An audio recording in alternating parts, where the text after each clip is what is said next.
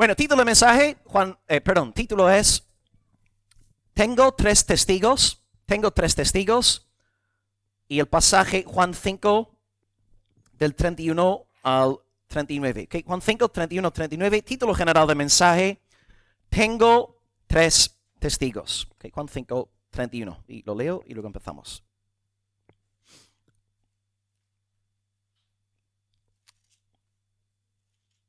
Dice el Señor, Juan 5, 31. Si yo doy testimonio acerca de mí mismo, mi testimonio no es verdadero. Otro es el que da testimonio acerca de mí, es decir, el Padre. Y sé que el testimonio que él da es verdadero. Vosotros enviasteis mensajeros a Juan, el Bautista, y él dio testimonio de la verdad. Pero yo no recibo testimonio de hombre alguno, mas digo esto para que seáis salvos. Él, Juan, era antorcha que ardía, alumbraba, y vosotros quisisteis regocijaros por un tiempo en su luz. Mas yo tengo mayor testimonio que el de Juan, porque las obras que el Padre me dio para que cumpliese, las mismas obras que yo hago, dan testimonio de mí, que el Padre me ha enviado. También el Padre que me envió ha dado testimonio de mí. Nunca habéis oído su voz, ni habéis visto su aspecto, ni tenéis su palabra morando en vosotros, porque a quien él envió vosotros no creéis. Escudriñad las Escrituras, porque a vosotros os parece que en ellas tenéis la vida eterna, y ellas, las Escrituras, son las que dan testimonio de mí. Hasta ahí la lectura, Juan 5, 31, 39, título general, tengo tres testigos. Un breve repaso antes de arrancar con la exposición. Estamos en el contexto de la sanidad del paralítico, en Juan capítulo 5, y Cristo, a partir de esta sanidad, él predica sobre su verdadera identidad, diciendo que él es el Dios hombre, que él es uno con el Padre. Y por esta razón los líderes judíos quieren linchar al Señor, porque uno, sana en el día de reposo, y número dos, se hace pasar por Dios. Y lo que llevamos viendo en las últimas 2 semanas como iglesia es que después de sanar al paralítico, Jesús habla de 2 acontecimientos escatológicos que testifican de su deidad. Jesús hará 2 cosas en el día final que revelarán que Él es Dios. Bueno, iglesia, a ver si habéis estado prestando atención. ¿Cuáles son los 2 sucesos escatológicos que Cristo desempeñará en el día final? Juicio 1 y resurrección. ¿Qué sucede primero?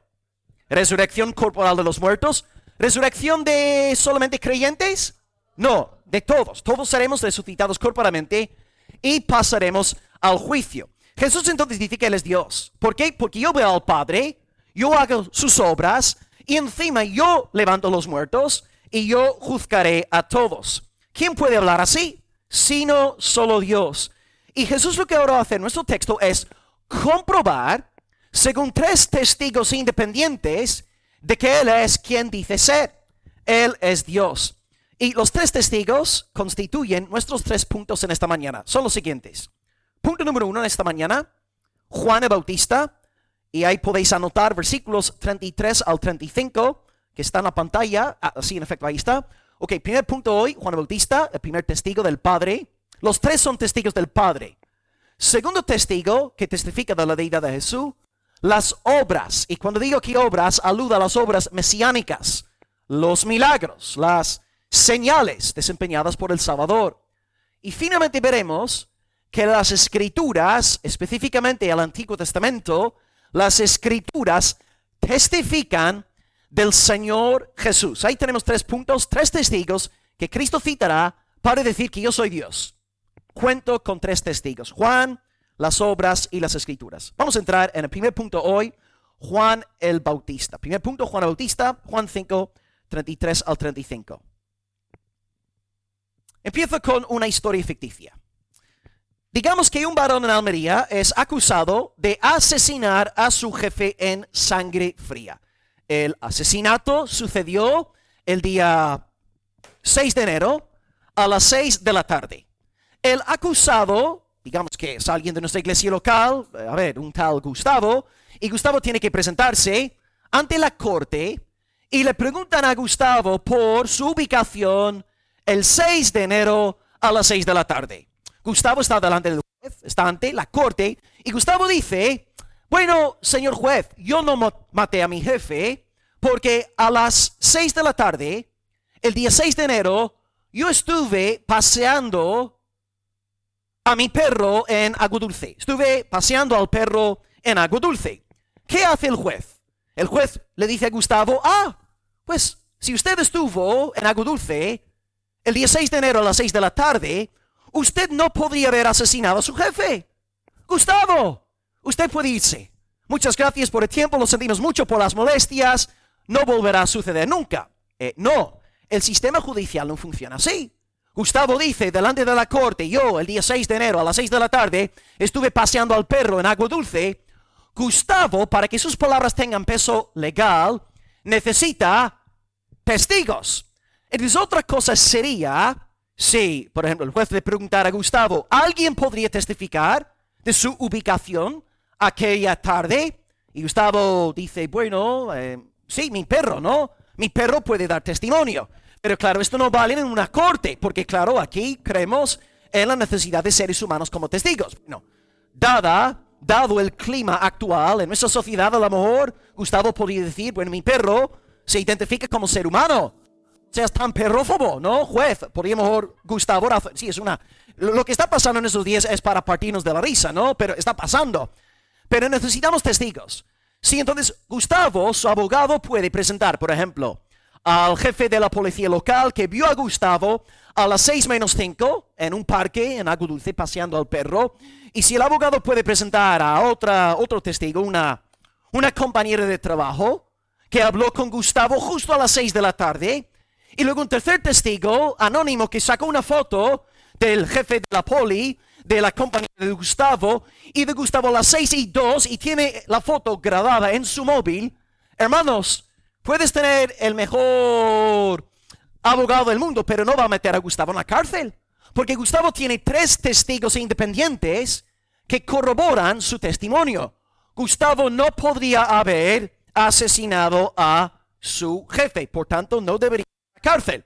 A lo mejor contrató a Karina para que lo hiciera en su nombre, ¿no? Pero Gustavo en efecto no mató al jefe. En el mundo judío sucede exactamente lo mismo. Yo puedo decirte, estuve en Agua Dulce a las 6 de la tarde el día 6 de enero, pero yo necesito peso legal. Voy a citaros un par de textos bíblicos en esta línea. Texto 1, 2 Corintios 13:1. Por boca de 2 o 3 testigos se decidirá todo asunto. 2 o 3 testigos. También en la disciplina eclesial. Mateo 18:16. En boca de 2 o 3 testigos conste toda palabra. Cuando hay un miembro impenitente, tiene que haber 2 o 3 testigos para que la iglesia excomulgue a aquel impenitente de la iglesia. 2 o 3 testigos. Y aquí en Juan 5 presuponemos este contexto judío. 2, 3 testigos, y por esta razón Jesús habla de 3 testigos. Y esto nos ayuda a interpretar un versículo difícil de entender. Versículo 31 dice Jesús, si yo doy testimonio, mi testimonio no es verdadero. ¿Qué pasa? ¿Jesús es mentiroso? ¿Jesús es engañador? No. Pero Jesús está diciendo, si yo doy testimonio de mí mismo, mis palabras no tienen peso legal. Yo necesito citar a testigos para corroborar la veracidad de lo que estoy diciendo. Entonces Jesús va a decir, a partir del 32, que hay 3 testigos. Y estos 3 testigos son del Padre. Versículo 32, otro es el que da testimonio de mí, y yo sé que el testimonio de él es verdadero. Y este que da testimonio del Hijo, a ver, iglesia, ¿quién va a ser? Dios el Padre da testimonio de mí, y hay 3 testigos. 1, Juan el Bautista. 2, obras mesiánicas de Jesús. 3, exactamente, la Santa Escritura. Empezamos con Juan, versículo 33.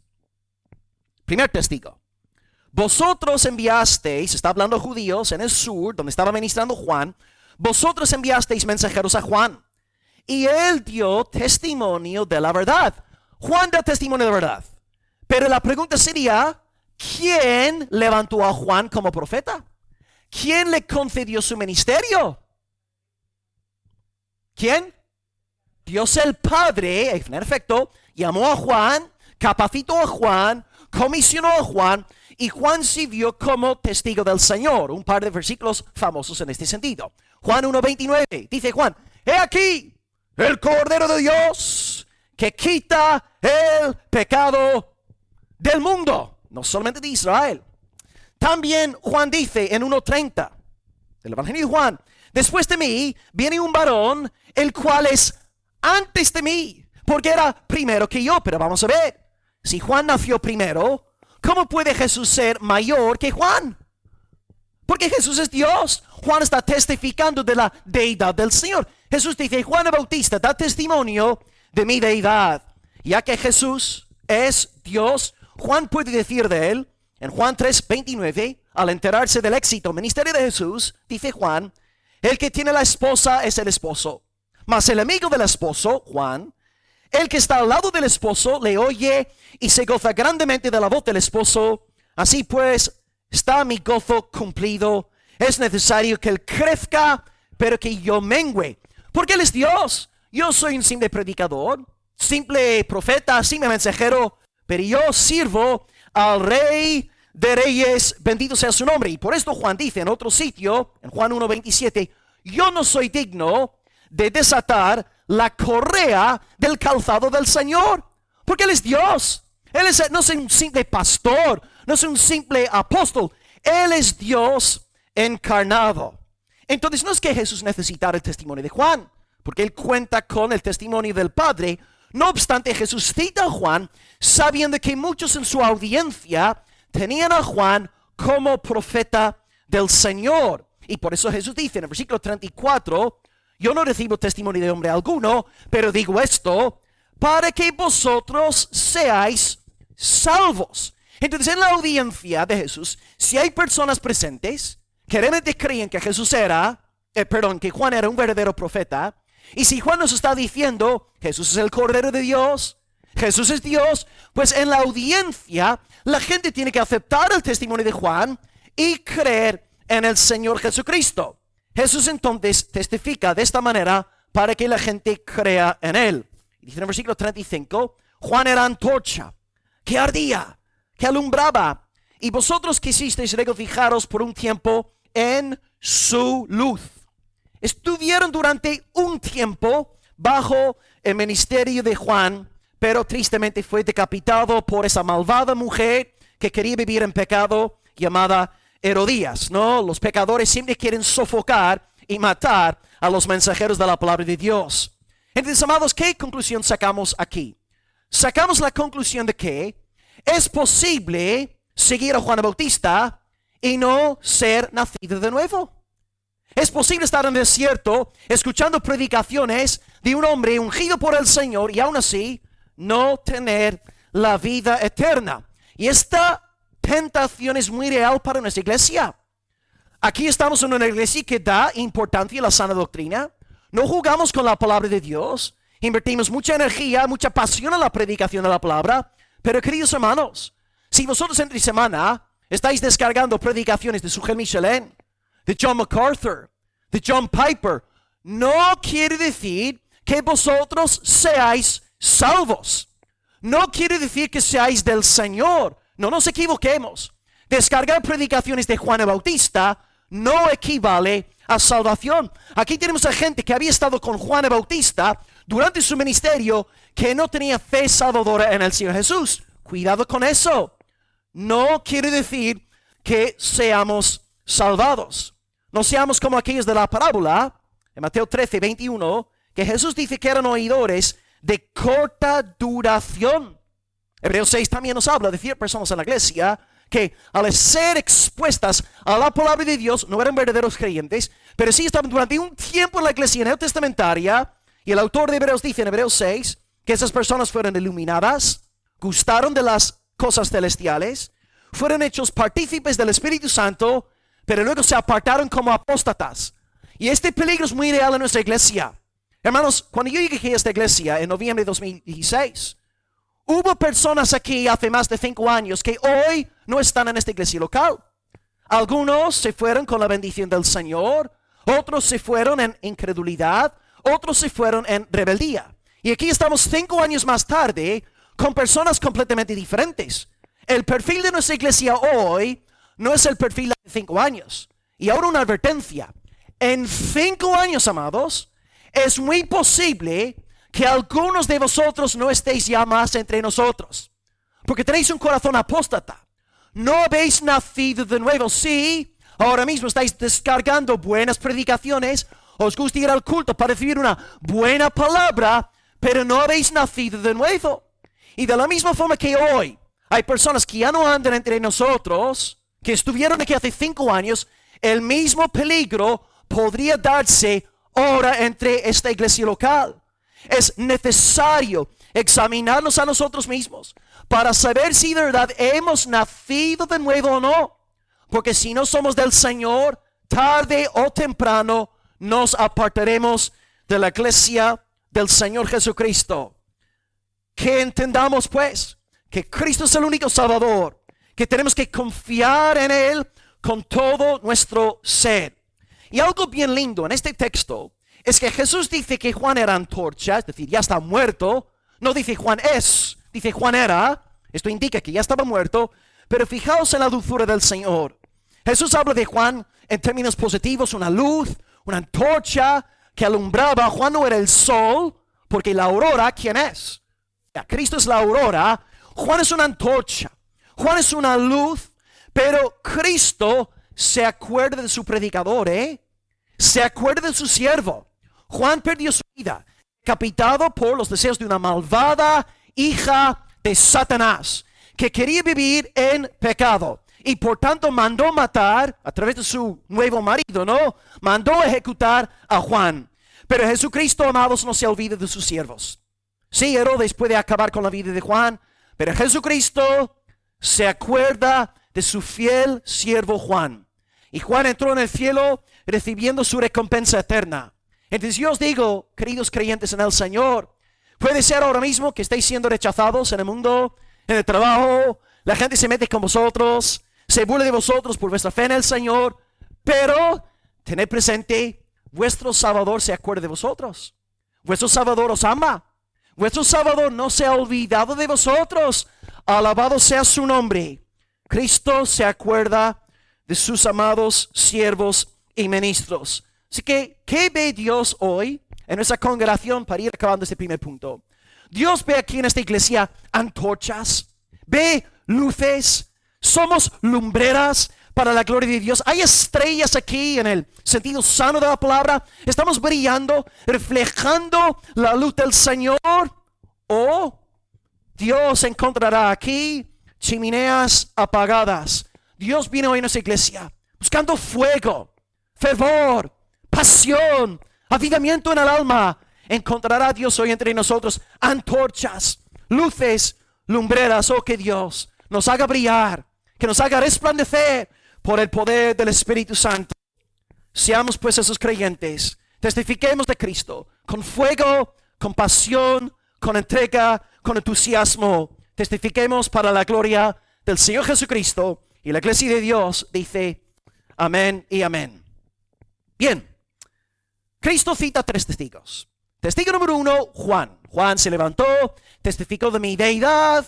Bien, ahora Jesús citará el segundo testigo. Y ahora os invito a fijaros en el versículo 36 de Juan capítulo 5. Juan 5:36, segundo testigo. La pregunta de nuevo es, ¿cómo podemos saber que Jesús realmente es quien dice ser? ¿Cómo podemos saber que Él es Dios, el Dios hombre? Versículo 36, las obras. Yo tengo mayor testimonio que el de Juan. Juan predica, está muy bien, amén. Pastor Will predica, está muy bien. Pero hay mayor testimonio que el testimonio de los simples hombres. Las obras, los milagros, las señales, si preferís ponerlo así en vuestras Biblias, en lápiz. Las obras que el Padre me dio para que cumpliese, las mismas obras yo hago y dan testimonio de mí, de que el Padre me ha enviado. Aquí, amada iglesia, obras significa milagros, señales mesiánicas, las hazañas que hacía nuestro amado Salvador. Y estas obras, según Jesús, son mayores que el testimonio de Juan. ¿Por qué? Porque claro, Juan es un hombre. Juan predica y yo predico, me esfuerzo, preparo el sermón y levanto la voz el día domingo.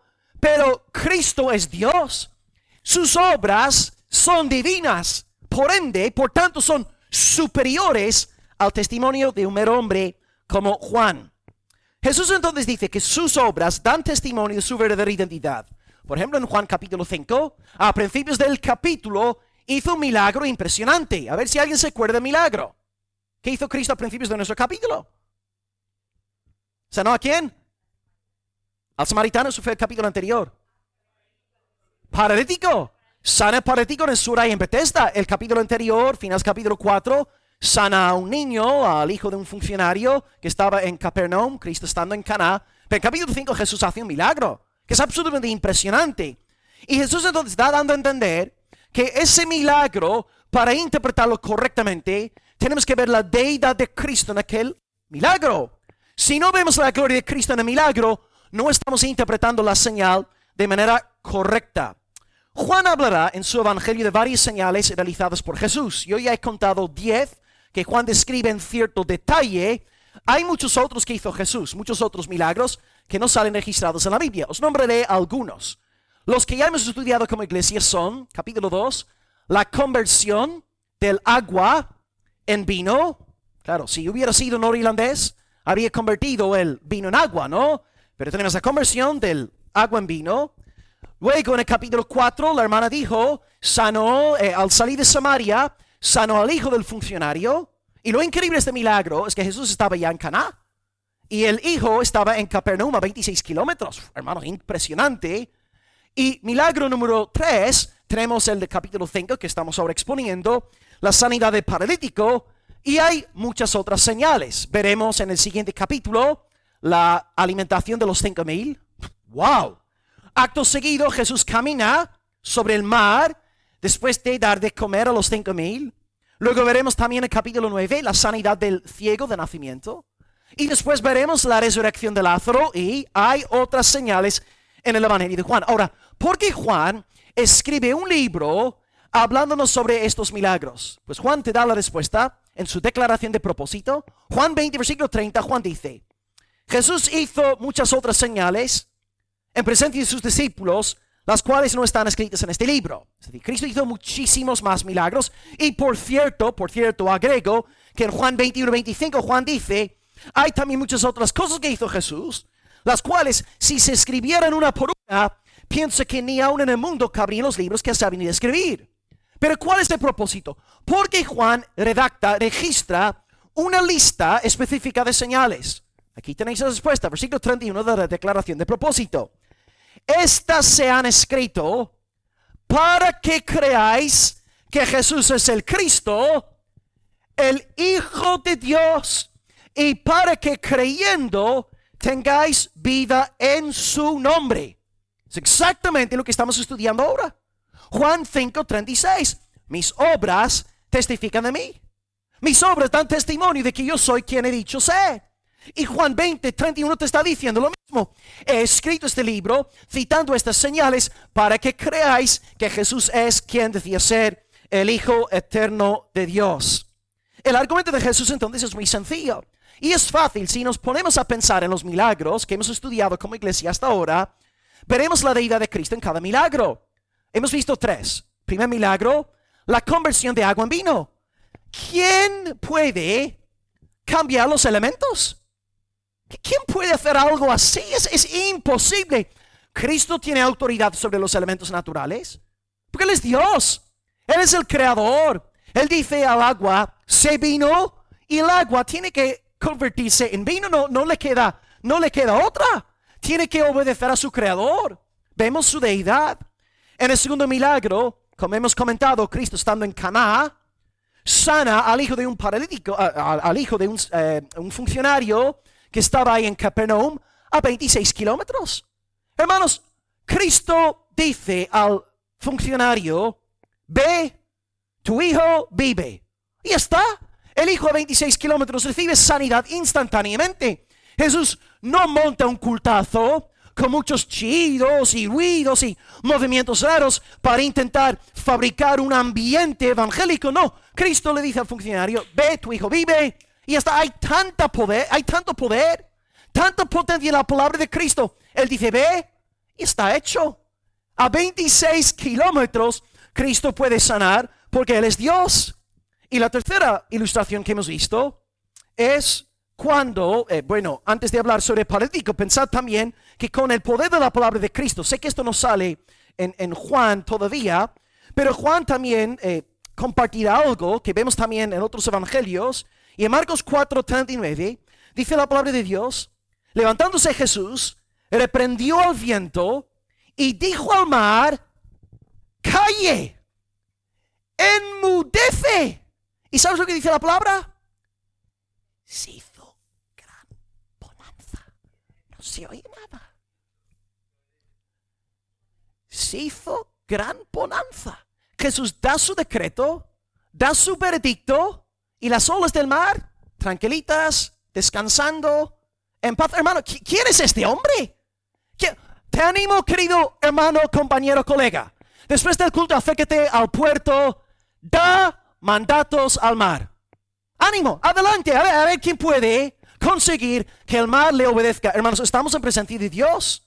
Así que en primer lugar, la conversión del agua en vino, Él es Dios. En segundo lugar, la sanidad a través del poder de su palabra. Ni siquiera tuvo que tocar al hijo del funcionario. Y milagro número 3, la sanidad del paralítico. 38 años paralítico, y una sola palabra de Jesús es más poderosa que 38 años de enfermedad. Él es Dios, Él es el Señor. Sus milagros testifican de su propia deidad. Así que, iglesia, tenemos que entender, los milagros están diciéndonos algo. La meta de Juan no es que te quedes impresionado ante unas cuantas señales. No, Juan quiere que tú veas a través de milagro la deidad de Cristo revelada. Tenemos Juan 5:36, y os leo 2 versículos más de Jesús, donde dice que la señal testifica de su deidad. Juan 10:38 dice: aunque no me creáis a mí, creed a las obras, para que conozcáis y creáis que el Padre está en mí. Segundo texto, Jesús dice lo mismo, Juan 14:11, creedme que yo soy en el Padre y el Padre en mí, y de otra manera, creedme por las mismas obras. 3 textos, Juan 5, Juan 10, Juan 14, diciendo lo mismo, misma lógica, mismo razonamiento. Si no queréis creerme, está bien, pero creed las obras. Las obras dan testimonio de que yo soy el que soy, el Señor Dios Todopoderoso. Cristo, entonces, a través de las obras, revela su deidad. Y eso es importante, porque a veces hay predicadores que dicen desde el púlpito que no, hermanos, es que Cristo, cuando se encarnó, se despojó a sí mismo, y Cristo no utilizó su divinidad estando aquí en la tierra. No, incorrecto. Jesús aquí nos está diciendo categóricamente, en Juan 5:36, en Juan 10, Juan 14, que Él sí utilizó su naturaleza divina a la hora de hacer milagros. Por eso dice que las obras dan testimonio de mi verdadera identidad. Hay que entender algo. Cuando citamos Filipenses 2:7, que Cristo se despojó a sí mismo, esta frase alude a la gloria divina. Cristo se despojó de esa gloria que vemos momentáneamente en el monte de la transfiguración y que actualmente rodea a Cristo, a la iglesia del Padre. Pero cuando Cristo se encarnó, amados, no dejó de ser Dios. Dios no puede dejar de ser Dios, porque Dios es, por definición, eterno e inmutable. Si el Hijo de Dios deja de ser Dios, no es Dios, porque Dios no puede cambiar. Cristo hizo sus milagros por medio del poder de su deidad. Es verdad que el Espíritu Santo también obraba en perfecta comunión con el Hijo. Pero tenemos que trazar una distinción entre los milagros de Moisés, Elías, Eliseo, los apóstoles, que fueron realizados únicamente por el Espíritu Santo, ya que el hombre no puede hacer milagros. Pero en el caso de Jesús, el Espíritu y la deidad del Hijo estaban obrando en comunión, en perfecta armonía, para dar testimonio de la verdadera naturaleza de Jesús. Por tanto, la típica pregunta que te lanzan en el primer día de la facultad de teología, en el primer día del seminario, el profesor le pregunta al alumno: dime, querido alumno, ¿cómo hacía Jesús sus milagros? ¿Por el poder del Espíritu Santo o por su naturaleza divina? Pues según el Evangelio de Juan, tú puedes decir a tu profesor, me estás engañando, me estás mintiendo, tu pregunta es engañosa, porque es más, me estás presentando con una falsa alternativa. La pregunta no es, ¿Cristo sanó a través del Espíritu Santo o a través de su naturaleza divina? La respuesta es, ambas respuestas son correctas. El Espíritu y el Hijo en perfecta coinonía obraron juntos con el fin de hacer milagros. Y por esta razón Jesús puede apelar a las obras como un testigo de su naturaleza divina. Jesús entonces hace estas obras y testifica de su deidad, y son obras que le fueron dadas por el Padre. Ya que es así, amados, como iglesia, si Jesucristo es nuestro Dios, Él es nuestro Señor, esto significa que como iglesia tenemos que subordinarnos a Él como nuestro todo en todo, nuestro Rey. Sé que en esta mañana yo no puedo exigiros que hagáis milagros, pero sí os exhorto en el nombre del Señor a vivir de una manera digna del llamamiento de Cristo. Vivid para la gloria del Señor. Predicad el Evangelio de Cristo. Testificad de su naturaleza humana y divina.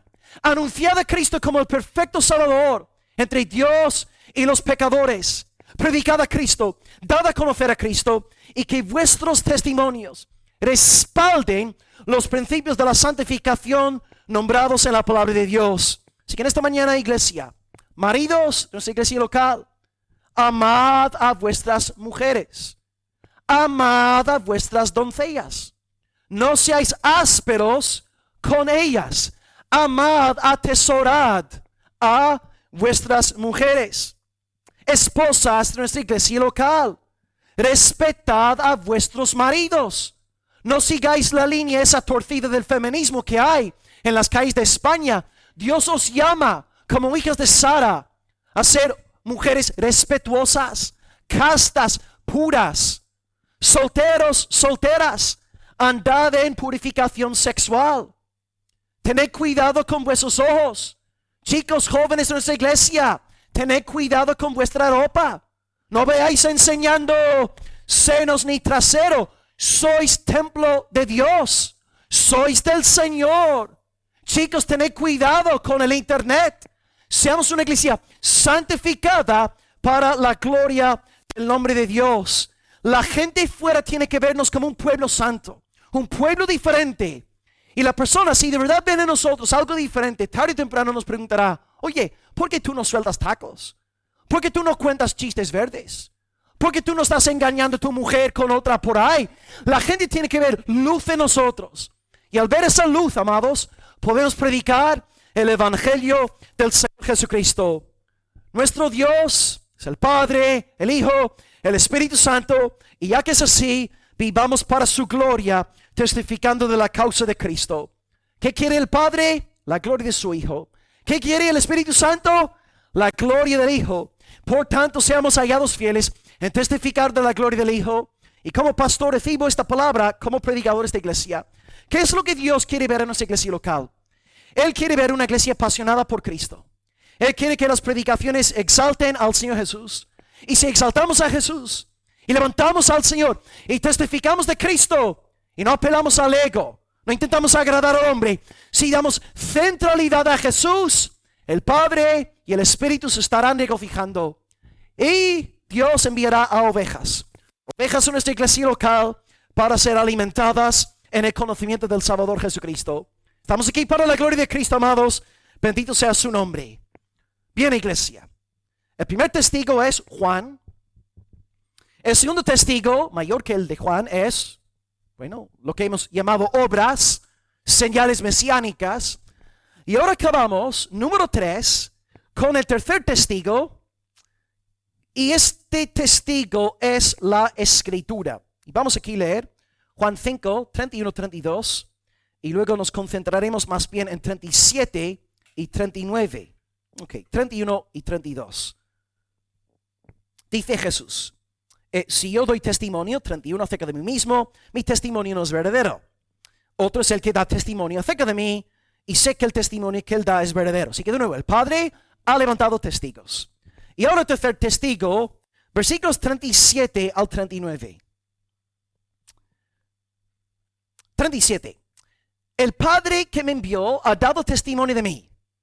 Y aquí 3 reproches del Señor. Reproche 1, nunca habéis oído su voz. Reproche 2, ni habéis visto su aspecto. Reproche 3, ni tenéis su palabra morando en vosotros, porque a quien Él envió vosotros no creéis. En un momento leeré más adelante el versículo 39, pero voy a quedarme aquí con estos 3 reproches. Cristo dice que la Escritura testifica de Él, pero que su audiencia, los que están escuchando su predicación, Él dice, número 1, no habéis oído su voz. 2, no la habéis visto. Y número 3, no tenéis su palabra morando en vosotros. Bien, estos 3 reproches tienen que ver con Jesucristo. Jesús dice, ya que no creéis en mí, ya que no me veis a mí como el Dios hombre, como no me veis como el enviado del Padre, no oís la voz del Padre, no veis al Padre, ni tenéis su palabra morando en vosotros. Vamos paso por paso. Primer lugar, no oyen la voz del Padre. Si ellos no aceptan el testimonio de Jesús, si no creen que Jesús es el gran yo soy, no pueden oír la voz del Padre. Porque en este mundo, Dios el Padre nos habla por medio de su Hijo Jesucristo. Cristo es el vocero del Padre, es el embajador del Padre. Él nos habla en el nombre del Padre. Por tanto, si no creéis que yo soy, no podéis oír la voz del Padre. Por ejemplo, Juan 3:34 dice, el que Dios envió, las palabras de Dios habla. El que fue enviado por Dios es el Hijo. Y si tú no crees en el Hijo, no puedes oír la voz del Dios Padre. También Jesús dice en Juan 17:8, las palabras, Padre, que tú me diste, yo les he dado. Entonces, Dios el Padre da ciertas palabras a su Hijo. El Hijo transmite fielmente estas palabras aquí en la tierra. Y las personas que creen en Cristo reciben estas palabras y al mismo tiempo oyen la voz del Padre. Por ejemplo, en esta mañana, vosotros que estáis aquí, escuchando la predicación, vosotros que habéis nacido de nuevo, creéis que Jesucristo es el Dios hombre, vosotros estáis recibiendo esta predicación como una palabra del Padre. Hoy el Padre os está pastoreando. El Padre está edificando su grey. Está haciendo bien a su congregación por medio de la exposición de la palabra de Cristo. Pero vosotros que no sois de la fe, vosotros que estáis en vuestros pecados, vosotros que os burláis de los mandamientos del Señor, vosotros ahora mismo estáis fijándose en un hombre, estáis oyendo sus palabras, estáis conscientes del calor que hace aquí en el salón, ¿no? Porque hay mucha gente y estáis pensando en un sinfín de otras cosas, pero no estáis oyendo la voz del Padre. Tenéis oídos, pero no oís, porque no habéis nacido de nuevo por el poder del Espíritu. Entonces la lógica aquí de Cristo es muy fácil de seguir. Si queréis oír la voz del Padre, tenéis que prestar atención a mi doctrina, dice Jesús. ¿Queréis oír al Padre? Prestad atención a Dios el Hijo. Por esta razón Moisés, la palabra dice que Moisés oyó la voz de Dios, porque Moisés era un cristiano. Moisés creía en Cristo, tenía fe mesiánica. El que es de la fe en Cristo oye la voz del Padre. El que no es de Cristo no oye la voz del Padre. Reproche número 2. Jesús dice, no habéis visto al Padre. Bueno, a primera vista uno podría decir, bueno, ¿quién ha visto al Padre? Esto como puede ser un reproche, pero vamos a pensar. El Evangelio de Juan nos dice que Dios tiene ¿cómo lo digo? Dios tiene un rostro físico. Os cito Juan 1:18 para que veáis quién es este rostro. Juan 1:18. A Dios nadie vio jamás, pero el unigénito Hijo que está en el seno del Padre le ha dado a conocer. Y cito otro texto más famoso en este sentido, Juan 14:9. Felipe, tanto tiempo estoy con vosotros, ¿no entiendes que el que me ha visto a mí, ha visto? Entonces, iglesia, ¿quién es el rostro físico humano de Dios el Padre? Jesucristo. Colosenses 1, no me acuerdo el versículo, pero tenemos esta canción que cantamos con los niños en inglés, creo que es Colosenses 1:15. El Hijo es la imagen visible del Dios invisible, ¿no? The Son is the image of the invisible God. The Son is the image of the invisible God. Esto lo cantamos con los niños las niñas para que aprendan la Biblia. Padres, es bueno memorizar las escrituras con vuestros niños. Y a través del cántico, los versículos se nos quedan grabados en el corazón. Hasta yo me acuerdo, ¿no? De los versículos gracias a las canciones. Pero ¿qué estoy diciendo? Estoy diciendo que Jesús es la imagen visible del Dios invisible. Otra prueba. Hebreos 1, versículo 3. Estoy seguro que es Hebreos 1, 3. Que dice que Cristo es la imagen de la sustancia del Padre. Entonces, Dios el Hijo es la imagen física del Padre. Y ahora entendemos el reproche. Reproche 1, vosotros no oís la voz del Padre. Si no creéis que yo soy, no oís la voz del Padre. Número 2, si no creéis que yo soy, no veis al Padre. Físicamente, humanamente hablando, todo el auditorio tenía sus ojos puestos en Jesús. Pero Jesús estaba diciendo, no me veis. Estáis viendo un hombre, me estáis viendo según la carne, pero no me veis. No me veis como el Dios verdadero. No me veis como la segunda persona de la deidad.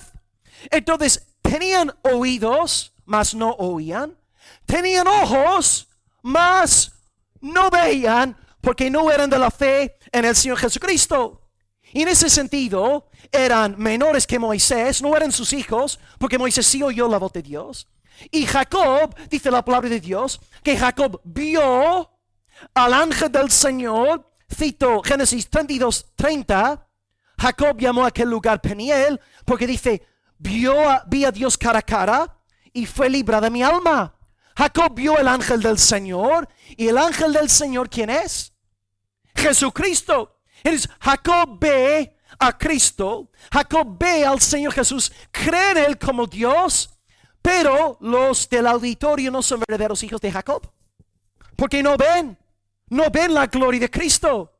No son tampoco verdaderos hijos de Moisés, porque no oyen la voz, no oyen al Padre a través del Hijo. Y ahora reproche número 3, esto es, hermanos, el colmo.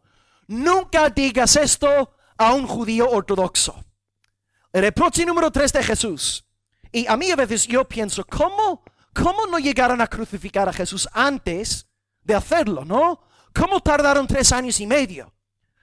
Reproche número 3 para el pueblo judío. Esto es fuertísimo lo que dice el Señor. 1, no oís al Padre, porque no creéis en mí, por tanto no sois hijos de Moisés. Número 2, no veis al Padre, no veis su gloria, porque no creéis en mí, por tanto no sois hijos de Jacob. Y ahora número 3, dice Jesús, como colmo, terrible insulto para cualquier judío, versículo 38, no tenéis su palabra morando en vosotros. ¿Cómo vas a decir esto a un judío? Si la vida del judío es estudiar las Sagradas Escrituras. Si toda la vida del judío ortodoxo gira en torno a Torah, al estudio de los escritos y los profetas, ¿cómo vas a tú decir a una audiencia judía, fariseos y escribas ahí, vosotros no tenéis la palabra? No tenéis la palabra morando en vuestros corazones. ¿Cómo puede decir Jesús eso? Pues porque Juan nos revela en Juan 1:1 que la palabra de Dios tiene un nombre. En el principio era el verbo, la palabra. Y el verbo era con Dios. Y el verbo era Dios. Pregunta fácil para la iglesia. ¿Quién es la palabra de Dios? Ea. Exactamente. Por tanto, ellos tenían la escritura empírica, blanco y negro, pero al no tener a Jesús, no tenían la palabra de Dios morando en sus corazones. Pero menudo insulto. Eso es como alguien llegar a Almería, ¿no? Un extranjero, alguien que nunca ha estado aquí, y decir a los almerienses, vosotros no sabéis cómo sabe un tomate de verdad. No, cuando Almería es la capital, ¿no?, mundial del tomate. ¿Cómo va alguien a meterse con los almerienses por no saber cómo tiene que saber los tomates? Jesús llega a los judíos, vosotros no tenéis la palabra. No tenéis la palabra, no mora en vosotros. Y es cierto que en nuestros días hay personas que leen las escrituras que no son nacidas de nuevo. Yo sé que antes dije que no eres nacido de nuevo por seguir a Juan Bautista. No eres nacido de nuevo por descargar predicaciones de Miguel Núñez. Pero tampoco, y espero que, yo sé que no me vais a malinterpretar, pero tampoco sois salvos por leer la Biblia. Sé que suena chocante y encima yo siendo un pastor evangélico, pero es así. Vosotros no sois salvos por leer la Santa Escritura. En nuestros días yo puedo pensar en payasos, ¿no? Gente enloquecida que está en YouTube. Y ellos también leen la Biblia. Hay personas hoy que están leyendo la Biblia para averiguar la fecha del rapto, ¿no? Cada 31 de diciembre, una lista de falsos predicadores diciendo este será el año de mayo, antes del aniversario de Israel, viene el Señor para arrebatar a su iglesia. Tú puedes leer la Biblia con el fin de averiguar la fecha del rapto. Estás leyendo la Biblia en desobediencia al Señor. Amados, cuando Cristo estaba en el desierto, ¿quién citó el Salmo 91? Satanás puede citar la Biblia, amados. Entonces no somos salvos por leer la Biblia. Tenemos que tener cuidado con esto. Hasta Pedro nos dice en 2 de Pedro 3:16 que los indoctos y los inconstantes tuercen las escrituras para su propia perdición. Amados, es fácil conectaros a internet, descargar una predicación y ver un pastor que está torciendo la palabra de Dios con mandamientos de hombres, con falsas interpretaciones. Debemos entonces distinguir entre la lectura de la palabra y el verdadero conocimiento de la palabra, el conocimiento salvífico de la palabra. En mi estudio de esta predicación me encontré con una cita fascinante de Matthew Henry. Y él comenta en su libro que los judíos tenían un dicho, y lo tengo aquí en la pantalla. Dice Matthew Henry, los judíos decían, el que tiene las palabras de la ley tiene vida eterna. Aquí está la gente, la asamblea, la audiencia, escuchando a Jesús, tienen las escrituras, los oráculos divinos. Ellos piensan que por tener las escrituras son salvos. Y Matthew Henry añade lo siguiente. Ellos pensaban estar seguros en cuanto al cielo si podían decir de memoria, o más bien por rutina, tales y tales pasajes de la escritura que les fueron ordenados por la tradición de los ancianos. Leer la Biblia es una cosa, ser salvo es otra. No nos confundamos aquí. Y ahora versículo 39, último versículo de nuestro pasaje en esta mañana, Jesús dice escudriñar las escrituras. Ahora, aquí en griego hay un asunto. El verbo aparece en indicativo, no en imperativo. Por tanto, tendría que leerse más bien escudriñáis. O sea, Jesús está aceptando, dando por sentado que sus oyentes son estudiantes de la escritura. Él sabe que estudian la palabra entre semana. Jesús dice, vosotros escudriñáis, estudiáis, indagáis en la palabra de Dios. Pero aquí está la ironía. Estaban dedicados a escudriñar la palabra de Dios, pero no veían a Cristo. No veían la gloria del Salvador en ellas. Hermano, es como ir a la tienda aquí al lado, ¿no? La tienda del vecino árabe, y le compras una lata de Fanta, una lata de Red Bull, ya que estamos con el tomate, una lata de zumo de tomate, ¿no? Y compras la lata, te la llevas aquí a la iglesia, y luego vas al baño y echas la Fanta, la Coca-Cola, el zumo de tomate por el váter y te quedas con la lata. Es exactamente lo que está pasando. Tienen la lata, tienen la escritura, pero la sustancia no está. No ven a Cristo, no ven la gloria del Señor. Están leyendo, están oyendo las palabras de Dios, pero la palabra no está en sus corazones. Dios nos libre de que esto sea una realidad aquí entre nosotros en Almería. Dios nos libre de tener una iglesia de lata, mucha lata, sin sustancia. ¿De verdad arde tu corazón por Cristo? ¿De verdad estás apasionado por Él? Por su evangelio, su muerte en la cruz, su resurrección al tercer día. ¿De verdad sois de arriba? ¿Sois del Señor? Hermanos, por favor, que haya sustancia en nuestra iglesia y no mera apariencia. Y quiero también indicaros aquí algo. Cristo dice que la escritura da testimonio de mí. Ahora, tenemos que entender, Jesús está hablando en el año 30, más o menos.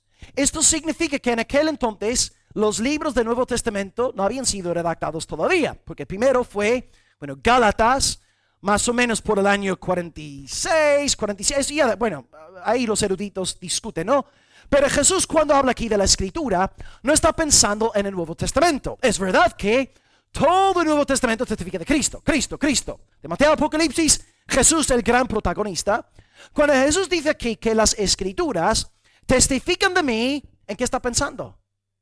Exactamente. Está pensando en el Antiguo Testamento, en el contexto. El Antiguo Testamento da testimonio de mí. ¿Y esto cómo puede ser? Pues amados, si habéis nacido nuevo y tenéis ojos para ver, podéis volver a Génesis, abrir Génesis y ver al Señor Jesús. Ahora, lo que no voy a hacer ahora, por amor al tiempo y a vuestra paciencia y por amor a vuestra salud mental, no voy a estar ahora 66 libros, pero en 39, exponiendo la persona de Cristo en los 39 libros del Antiguo Testamento.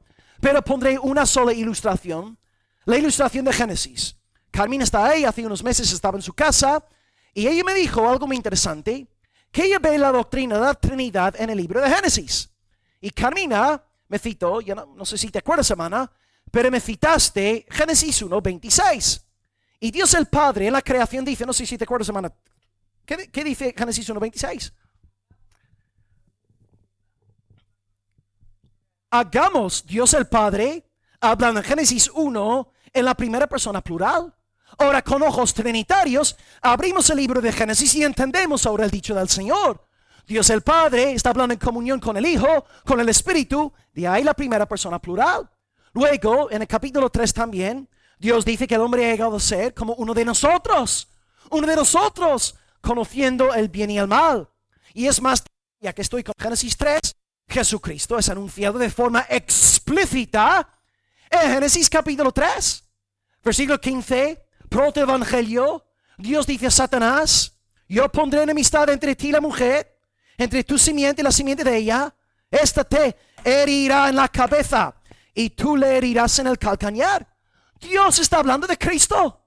Es el protoevangelio. Jesucristo está en el libro de Génesis. Más adelante también vamos a aprender en Génesis que Jesús no es solamente el hijo de Eva, sino que es el hijo de Abraham, el hijo de Isaac. También en Génesis 14, Jesús es Melquisedec. Melquisedec es una sombra, un tipo profético del rey sacerdote Jesús. Génesis 22, Abraham lleva a su hijo Isaac al monte, que es una prefiguración de la muerte y la resurrección del Salvador. Génesis capítulo 37, José es rechazado por sus hermanos y luego salva a toda la nación. Amados, Génesis no está hablando únicamente de José, está hablando del escogido del Padre, del Señor Jesucristo. Génesis, pues, en una frase, es el libro del Señor Jesucristo. Pero aquí está el peligro para la iglesia del Señor en el Nuevo Testamento.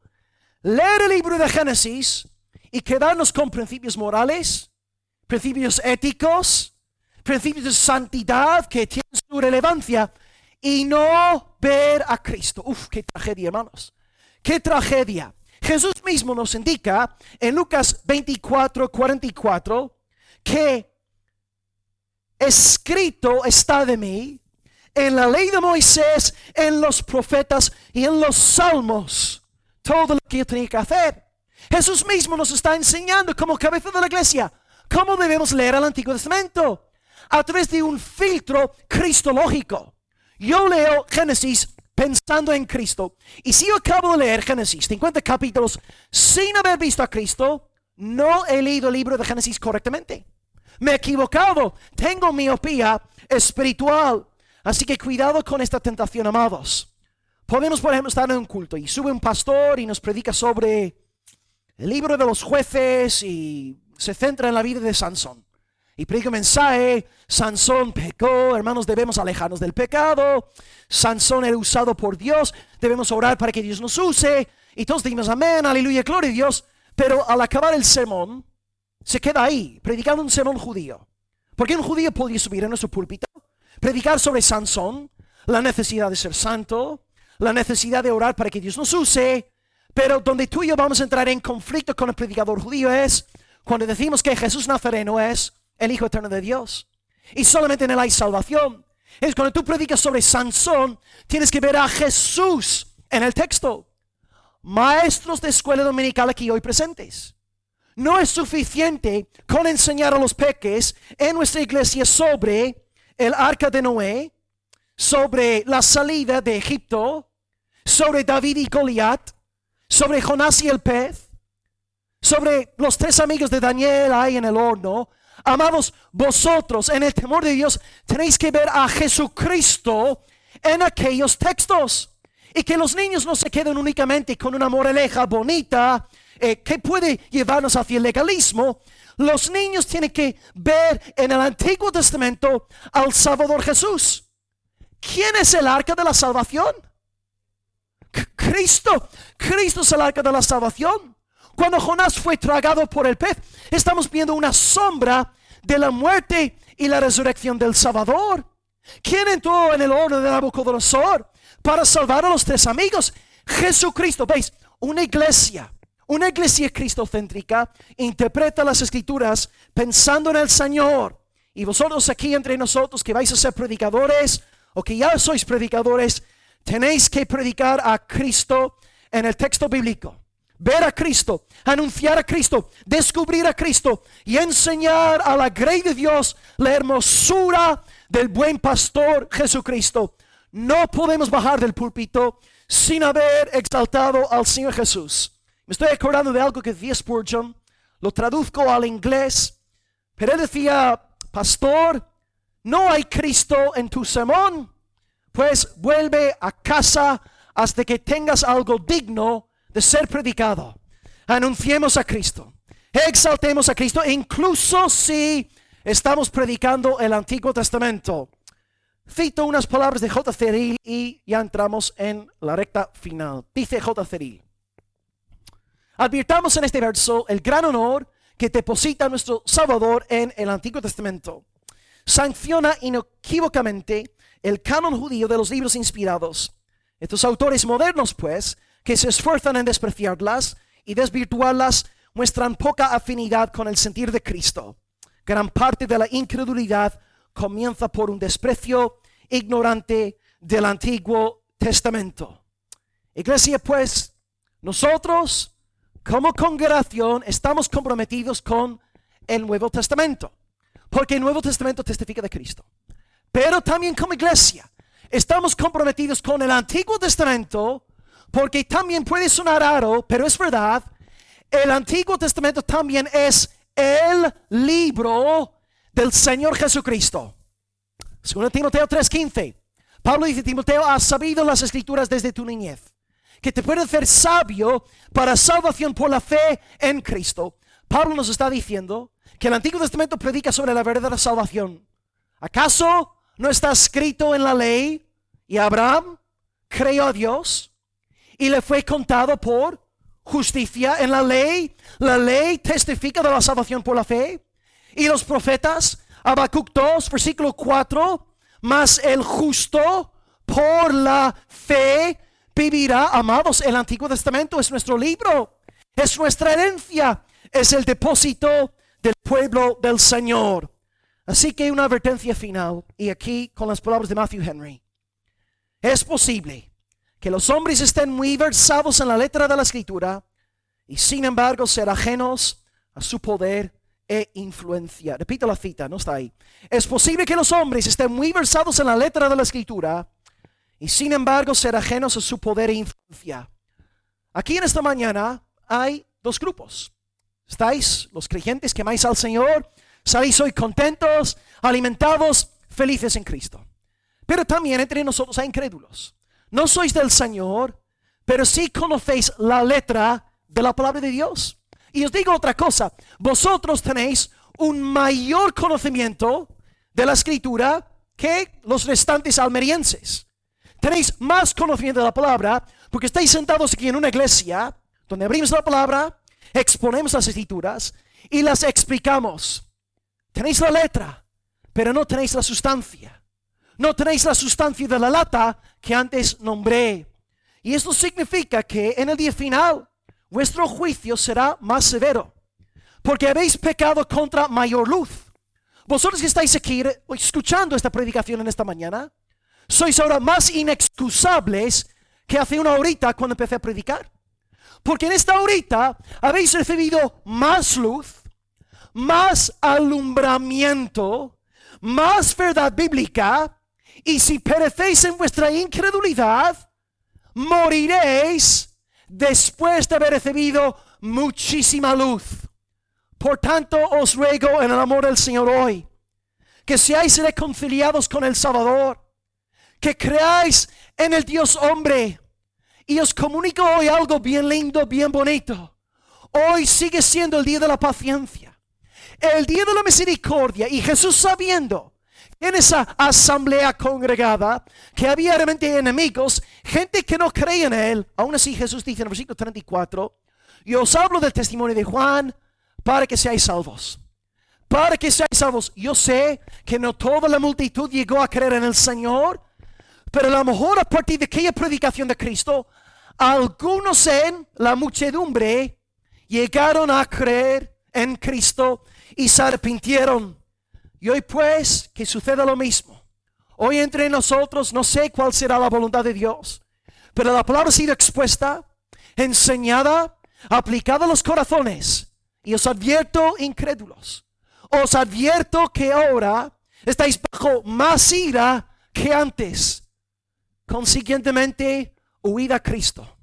Encontrad refugio bajo sus alas, y en él encontraréis perdón. Él se deleita en derramar de su misericordia salvadora. Confiad en Cristo, creed en el Hijo, y por medio de este mensaje, no os quedéis con el predicador, con sus ilustraciones, con sus puntos. A través de la predicación hoy, con oídos de fe y ojos de fe, ved al Cordero de Dios.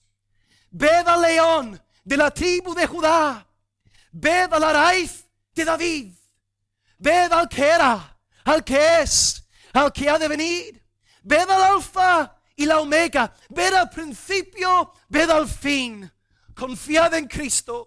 Contemplad a Cristo, abrazad a Cristo, besad a Cristo y sed salvos en el nombre del Señor. Aleluya. Amén. Conclusión.